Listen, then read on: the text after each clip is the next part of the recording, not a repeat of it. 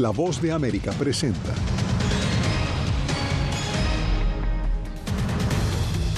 Tribunal Supremo de Venezuela inicia revisión de resultados electorales que dieron ganador a Nicolás Maduro. Estados Unidos afirma que opositor Edmundo González ganó los comicios. Caracas acusa a Washington de promover una insurrección. Regreso a la libertad. Biden recibe a estadounidenses liberados por Rusia en histórico intercambio de prisioneros. Y la vicepresidenta Kamala Harris reúne los votos suficientes para convertirse en la nominada del Partido Demócrata a la presidencia.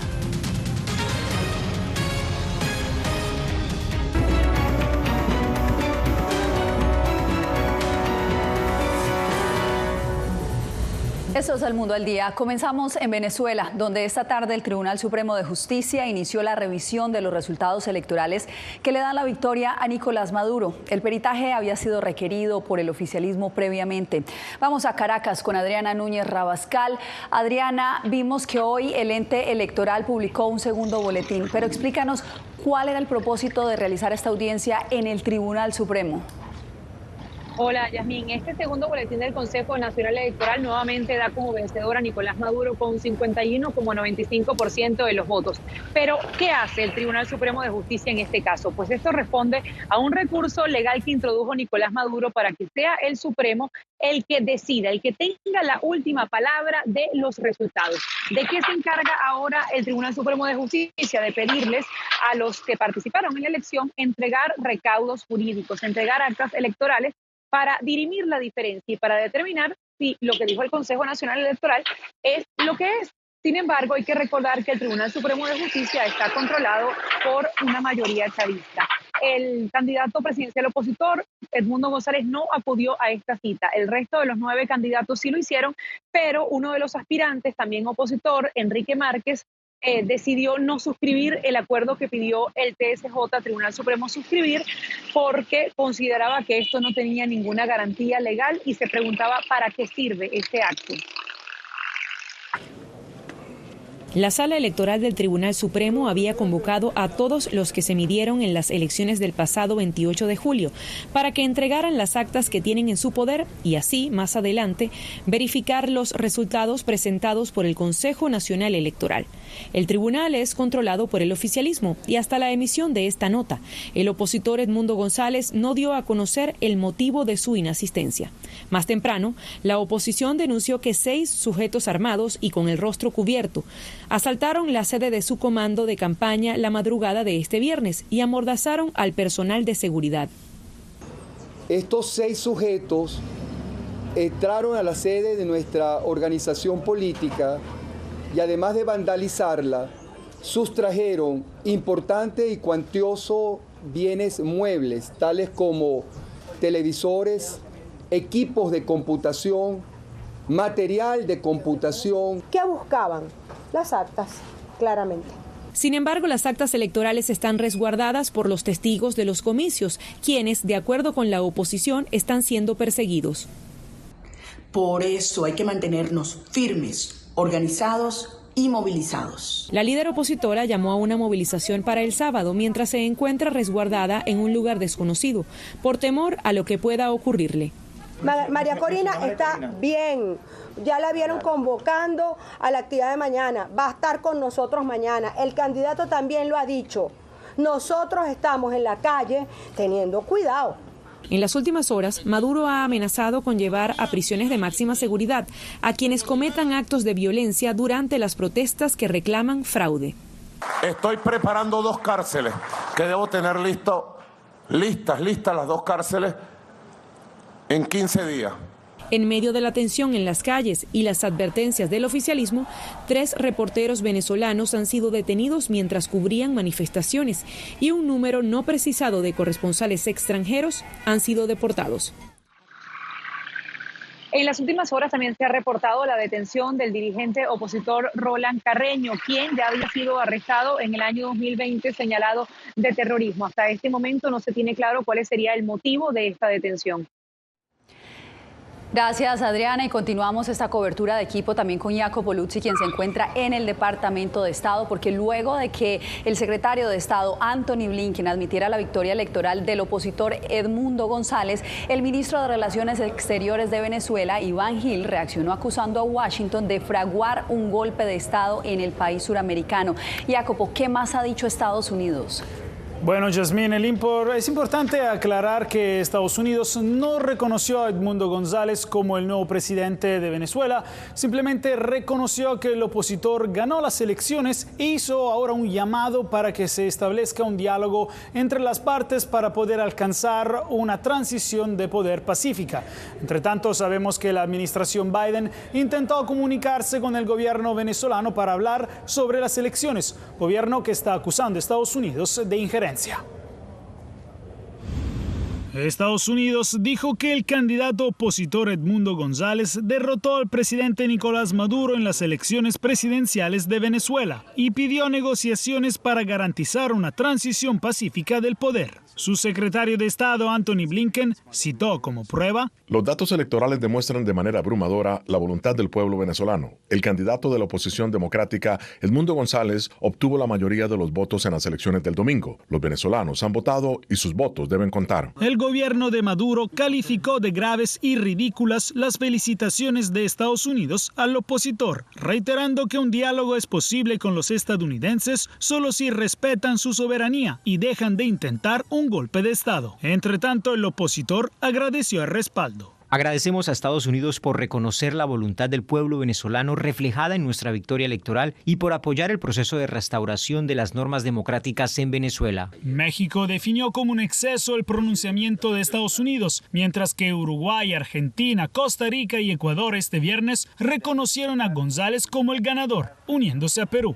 ¿Y Brasil? Estamos decepcionados por el retraso del Consejo Nacional Electoral en la publicación de los datos. Celso Amorim, que estuvo en Venezuela durante las elecciones por encargo del presidente Lula, dijo que Maduro necesita demostrar que ganó. Por su parte, este jueves, Colombia, Brasil y México invitaron a Maduro en un comunicado conjunto a publicar las actas electorales.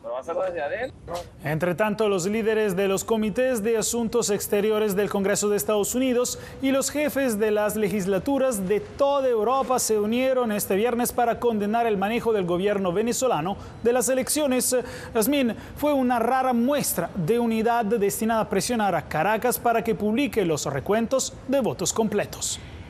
Gracias, Jacopo. Y en más noticias, los ciudadanos estadounidenses liberados por Rusia en un histórico intercambio de prisioneros ya se encuentran con sus familias en suelo estadounidense. Carolina Valladares nos reporta. Emoción a pie de pista en la base Andrews en Maryland para recibir a los estadounidenses liberados en el mayor intercambio de prisioneros entre Estados Unidos y Rusia desde la Guerra Fría. Junto a sus familiares, uno a uno, los liberados fueron recibidos por el presidente Joe Biden y la vicepresidenta Kamala Harris. Estoy bien, fue un buen vuelo. Es sobrecogedor. Entre los estadounidenses se encontraban el exmarín Paul Whelan y el periodista del Wall Street Journal Ivan Gershkovich, condenados ambos a cargos de espionaje.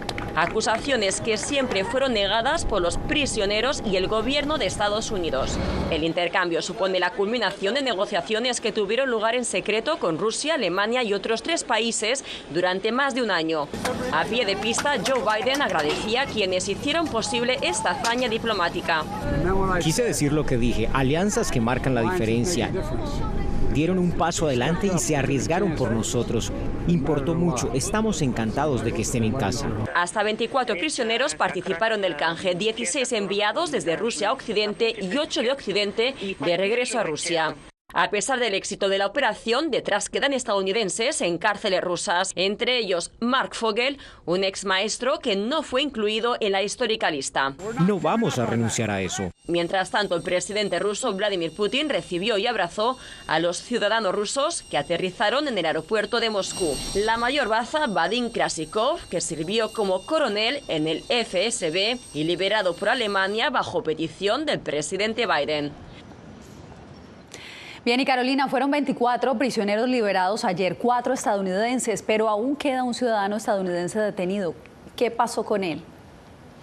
Así es, Jasmine. Se trata de Mark Fogel, un maestro de Pensilvania de 63 años y quien lleva arrestado desde el año 2021 en una cárcel de Rusia después de que fuera detenido por entrar al país con cannabis medicinal, según él, para tratar una lesión de espalda. Su familia ha mostrado frustración al no ser incluido en la lista de rehenes que han sido canjeados. No obstante, la administración Biden ha dicho que va a seguir luchando para lograr su liberación. Jasmine. Gracias, Carolina. Bien, y los mercados bursátiles cayeron este viernes, cerrando una semana turbulenta en Wall Street. Los inversores reaccionaron a datos que muestran una desaceleración en la contratación y un aumento en el desempleo en Estados Unidos durante el mes de julio. El Departamento de Trabajo reportó la creación de 114,000 empleos, una disminución respecto a los 179,000 puestos añadidos en junio. La tasa de desempleo subió a un 4.3%, marcando el cuarto incremento mensual consecutivo y alcanzando su nivel más alto desde octubre del 2021. Este panorama genera dudas sobre si la Reserva Federal ha sido demasiado lenta en reducir las tasas de interés.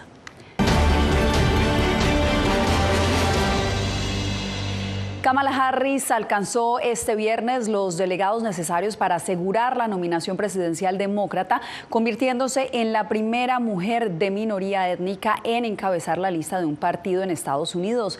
Harris se convirtió en la favorita del partido después de que el presidente Joe Biden abandonara la carrera el mes pasado y avalara su candidatura, e inmediatamente recibió el apoyo de los pesos pesados del Partido Demócrata.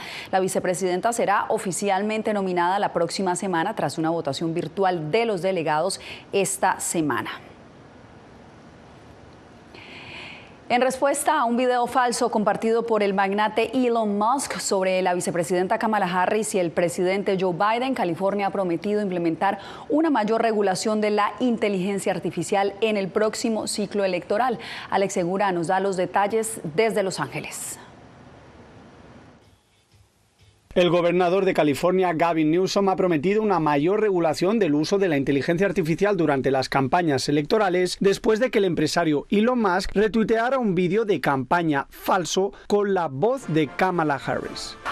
Yo, Kamala Harris, soy su candidata demócrata a la presidencia, porque Joe Biden finalmente expuso su sensibilidad en el debate. Tras este incidente, el gobernador californiano se comprometió a prohibir este uso de la inteligencia artificial. Manipular una voz en un anuncio como este debería ser ilegal. Firmaré un proyecto de ley en cuestión de semanas para asegurarme de que así lo sea.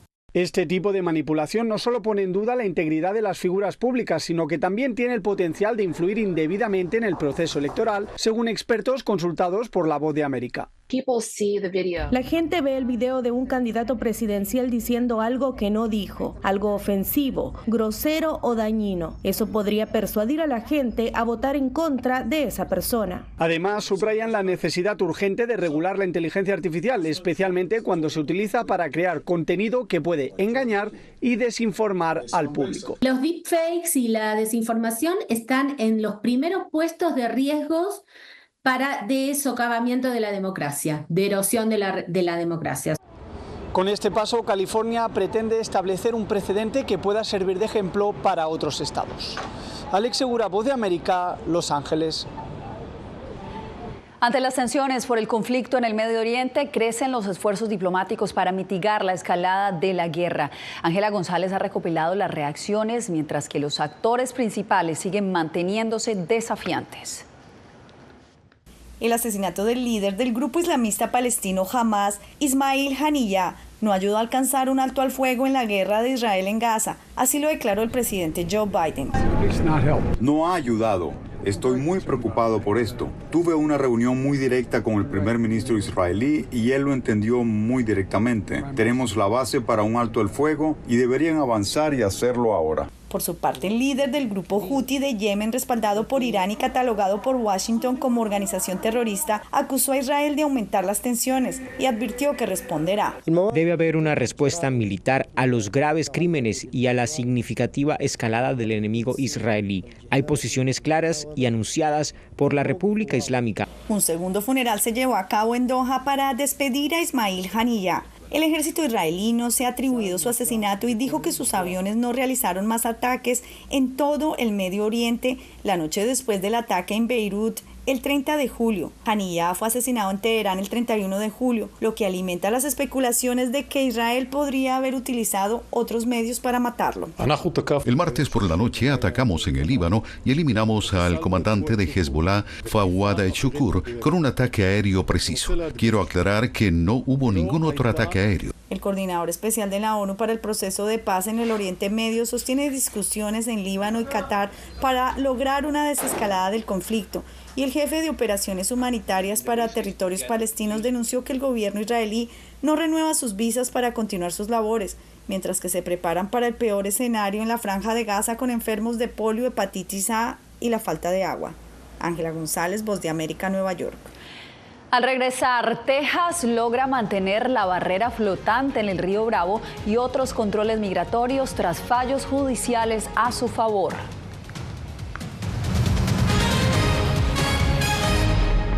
Somos un equipo, así que vamos. Estados Unidos a las 3. 1, 2, 3, Estados Unidos.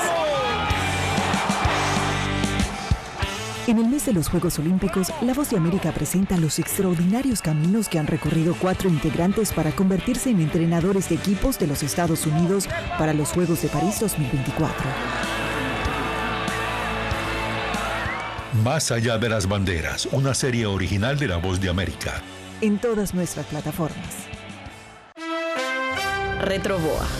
Soy Salomé Ramírez. Soy Mixi Macías y te invitamos a que conversemos de los temas actuales que más te interesan.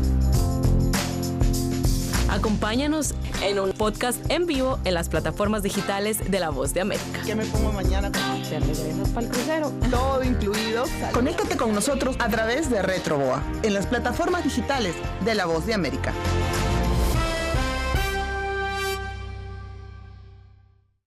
Soy Yair Díaz, corresponsal de La Voz de América en Colombia. El reto de informarte de manera veraz, precisa y objetiva en un mundo donde la verdad es cada vez más difusa es lo que me motiva a trabajar en La Voz de América. 35 vehículos militares que recibirá Colombia. Desde las calles de Bogotá, desde donde ocurren las noticias que más te impactan, te informamos de manera independiente para que, con base en hechos, te formes tu propia opinión, porque en La Voz de América la prensa libre importa.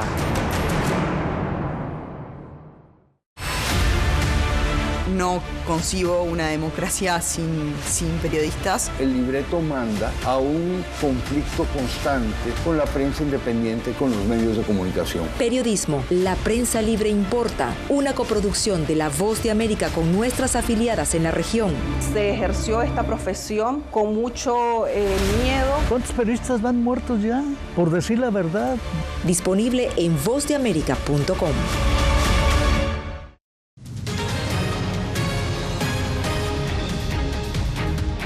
Dos medidas de control migratorio implementadas por Texas en el marco de la operación Estrella Solitaria fueron respaldadas por la justicia, que falló a su favor ante una serie de demandas interpuestas contra el gobierno estatal. Laura Sepúlveda nos amplía. Durante la segunda semana de agosto se espera se inicie un juicio que defina si Texas viola alguna norma con la instalación de boyas en el Río Grande. Por lo pronto, la Corte del Quinto Circuito de Apelaciones falló a favor de que el Estado mantenga los 300 metros ya instalados. La barrera no está dentro de aguas navegables. Se consideró la amenaza a la navegación y las operaciones del gobierno federal en el Río Grande, así como la amenaza potencial a la vida humana generada por la barrera flotante. El gobernador Greg Abbott calificó la decisión como una victoria tras promover la barrera hace más de un año, argumentando que evita cruces peligrosos e irregulares ante el riesgo de lo que él define como una invasión, un término que tiene otras lecturas. En última instancia, lo que significa invasión en el debate migratorio es un mensaje para quienes están preocupados por los cambios demográficos en este país. No se trata de una invasión física ni de una invasión armada, se trata de un cambio demográfico. Según reportes de la Gobernación de Texas, desde abril de 2022 a julio de este año, más de 119,000 migrantes han sido enviados en buses a ciudades estadounidenses con leyes que protegen a indocumentados. Nueva York demandó para prevenir la llegada de más buses, pero la justicia aquí también falló a favor de Texas. La Constitución de Estados Unidos prohíbe a los estados aplicar medidas restrictivas y punitivas, como las que se encuentran en el artículo 149, para disuadir a las personas de mudarse de un estado a otro. Situación que lleva nuevamente a organizaciones a abogar por una reforma migratoria. Este es un tema federal que debería de ser legislado federalmente. Laura Sepúlveda, Voz de América, Austin, Texas. Cada año cientos de migrantes pierden la vida o desaparecen al intentar cruzar la frontera con Estados Unidos. Víctor Hugo Castillo nos informa desde McAllen, Texas, sobre un centro de ayuda para encontrar a los desaparecidos en la franja fronteriza. Puede ser rescate, puede ser recuperar, puede ser que están detenidos. Este mapa en el Centro de Derechos Humanos del sur de Texas indica la ubicación de los cuerpos de migrantes extraviados o fallecidos y de rescates que han tomado lugar en las áreas remotas y desérticas del condado Brooks. Aunque los recursos de la patrulla fronteriza son de detener y evitar a la gente que entre, pero al mismo tiempo es un espacio sobre ayuda humanitaria. El programa de migrantes desaparecidos busca prevenir la pérdida de vidas de la población migrante que cruza la frontera hacia los Estados Unidos. Es una alianza entre la patrulla fronteriza, consulados, organizaciones no gubernamentales, médicos forenses y agencias policiales. También nos hablan ellos, marcan 911 y llegamos a ayudarle a la gente lo más que podemos, pero a veces no llegamos con gente porque pues ya están en los últimos momentos. Este centro de apoyo a familias de migrantes promedia más de 100 llamadas al mes para asistir en casos de migrantes extraviados y fallecidos en las rancherías o para buscar un familiar que ha sido detenido por la patrulla fronteriza. Una persona que pueda venir sin alimentos, sin agua, se desorienta, ya que hay una situación en la cual ya no puede seguir. Eso es lo que no queremos que pase. En lo que va del año en curso, 40 llamadas se han originado desde ranchos del condado Brooks y están relacionadas a muertes de migrantes. La patrulla fronteriza del Valle del Río Grande reporta 51 fallecimientos, incluyendo 8 ahogados. Es un dato desafortunado. Nosotros trabajamos muy de cerca cuando eso pasa con las familias. El gobierno mexicano se encarga de su repatriación. Los países a los que se ha pedido asistencia incluyen a Guatemala, Honduras, El Salvador, México, Colombia y Ecuador. Víctor Hugo Castillo, Voz de América, McAllen, Texas. Al regreso, gobierno estadounidense desmantela red internacional de tráfico de personas. Traían a Estados Unidos migrantes desde África y Asia.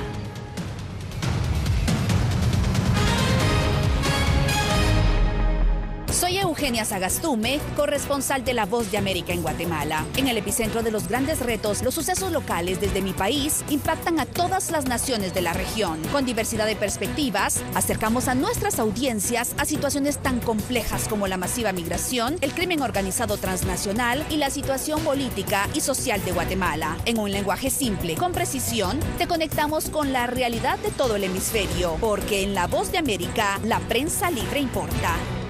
Desde las ciudades más emblemáticas hasta los rincones más remotos del planeta. La Voz de América te trae las noticias más recientes. Con una garantía de credibilidad y balance. Como la mayor radiodifusora de noticias de Estados Unidos a la comunidad internacional, te ofrecemos una perspectiva única sobre la realidad de este país, Latinoamérica y el resto del mundo.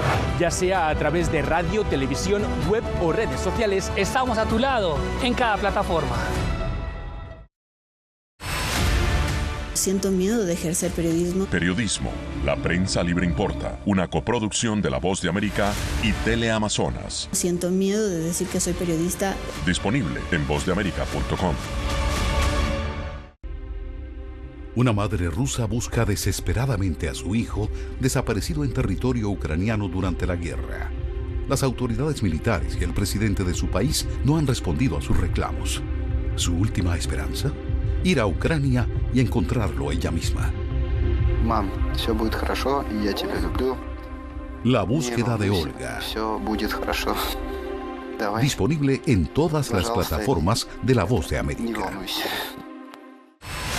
¿Hay un dicho sobre Chile? Periodismo. La prensa libre importa. Una coproducción de La Voz de América y Mega Noticias. En Chile hay libertad de expresión, pero que no hay donde expresarla. Disponible en vozdeamerica.com.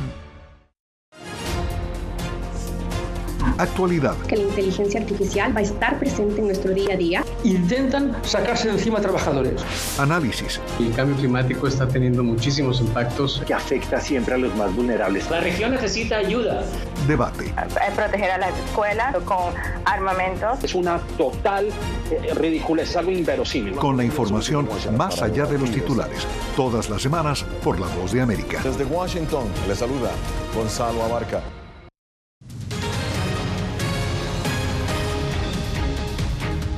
Dos redes internacionales de tráfico de personas fueron desmanteladas por las autoridades estadounidenses. Una de ellas transportaba individuos desde África y Asia Central hacia la frontera entre Tijuana y San Diego, en California. Vicente Calderón tiene el informe completo. Este es Abdullah Karim Conté, acusado de dirigir una red internacional de tráfico de personas desde África y Asia Central a Estados Unidos. El Departamento de Justicia informó que arrestaron a Conté en Tijuana, desde donde comandaba su organización. El nativo de Sierra Leona, África, cruzaba gente de Mauritania a Uzbekistán y muchas otras naciones por San Diego en túneles o poniendo escaleras para que saltaran el muro, según consigna un boletín oficial. En este operativo, autoridades mexicanas arrestaron a varios africanos en 2023. En otros casos han detectado personas de exrepúblicas soviéticas como Uzbekistán. Un vuelo comercial que pagues desde Uzbekistán a Nicaragua, les llegan a cobrar un paquete de un uzbeco cuesta hasta $40,000. Reunido con académicos, el delegado del Instituto Nacional de Migración explicó que el crimen organizado ofrece paquetes todo pagado. Las bandas criminales están contactadas con despachos de abogados que le promueven un amparo a ese migrante. Conté fue detenido por la policía de Baja California a petición de la Interpol y trasladado a la Ciudad de México para extraditarlo a Estados Unidos. Su esposa, una mexicana, está prófuga, pues la acusan de ser su cómplice. Analistas locales se sorprenden de que no hayan relacionado a esta organización con cárteles mexicanos. Porque una operación de la magnitud con la que este grupo operaba no puede estar al margen hoy del control de los cárteles. También este mes, autoridades norteamericanas anunciaron el desmantelamiento de otra red de traficantes que internaba a los migrantes por el mar. Vicente Calderón, Voz de América, Tijuana. Bien, y usted recuerde que escaneando el código QR que está viendo en este momento en pantalla, usted puede seguir las noticias de Estados Unidos, Latinoamérica y el mundo. También nos puede encontrar en todas nuestras redes sociales, Instagram, YouTube y Facebook como vozdeamerica.com. Nosotros hacemos otra pausa, pero usted no se mueva. Regresamos con más. La Voz de América presenta testimonios de tolerancia directamente desde el corazón de una de las regiones más conservadoras de Estados Unidos. Historias de personas determinadas a derribar estereotipos, viviendo de manera auténtica en el hogar de los valientes. Encontraron su libertad. Disponible en todas las plataformas de La Voz de América. Nosotros no somos ninguna oposición. La prensa no es ninguna oposición. Periodismo, la prensa libre importa. Entonces hay un poco de tema también de amenazas, ¿no? Disponible en vozdeamerica.com. Desde las ciudades más emblemáticas hasta los rincones más remotos del planeta. La Voz de América te trae las noticias más recientes. Con una garantía de credibilidad y balance. Como la mayor radiodifusora de noticias de Estados Unidos a la comunidad internacional, te ofrecemos una perspectiva única sobre la realidad de este país, Latinoamérica y el resto del mundo.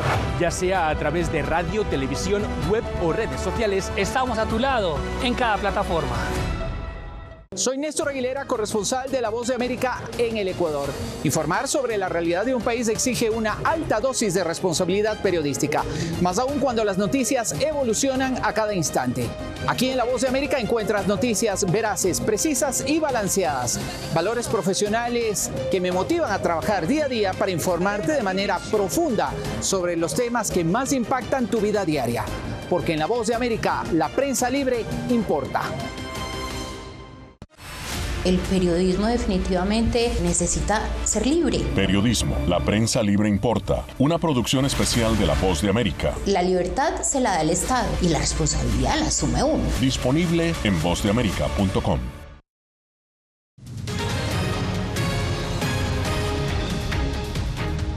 Latinoamérica sigue brillando en los Olímpicos. Los mexicanos Juan Celaya y Osmar Olvera ganaron la medalla de plata en trampolín sincronizado masculino de 3 metros a solo 2007 puntos de los campeones chinos Wang Songyan y Long Daoyi, quienes se llevaron el oro. Los mexicanos destacaron con el clavado más difícil de la competición, un salto mortal que quedó 2,5 hacia adelante en posición de pica con 3 giros.